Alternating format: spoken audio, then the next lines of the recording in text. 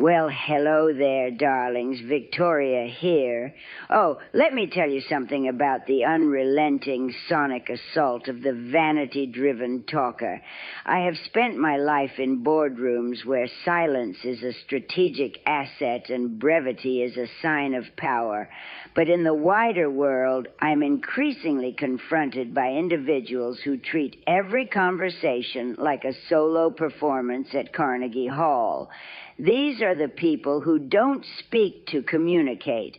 They speak to admire the resonance of their own vocal cords. It is a staggering display of conversational gluttony, darlings, and I find it utterly, exhaustingly pedestrian. The vocal peacock doesn't care about your input, your expertise, or the fact that you might actually be the one holding the check. They are too busy preening their own ego with a barrage of I, me, and my. They treat a dialogue like a competitive sport where the goal is to occupy 99% of the airtime.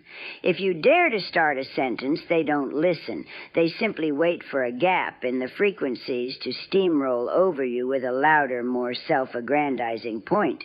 It's not a conversation. It's an auditory, hostile takeover. Why do they do it? It's a toxic mix of vanity and deep-seated insecurity. They believe that the louder and longer they speak, the more important they become. They are terrified of silence because in the silence they might actually have to have an original thought or, heaven forbid, listen to someone who knows more than they do. They are addicted to the sound of their own narrative. In my world, listening is a form of intelligence gathering. The person who talks the most usually knows the least. They are leaking information, revealing their biases, and telegraphing their weaknesses while I sit back and take notes. By the time they finish their 20-minute monologue about their visionary weekend in Cabo, I've already calculated 3 ways to buy their company out from under them. There is a profound lack of class in the inability to share a moment of silence. Elegance is measured in the space between words, not the volume of them. To constantly out-talk others is to signal to the room that you are fundamentally unrefined, a person who lacks the discipline to govern their own tongue. I demand a return to the art of the sophisticated pause.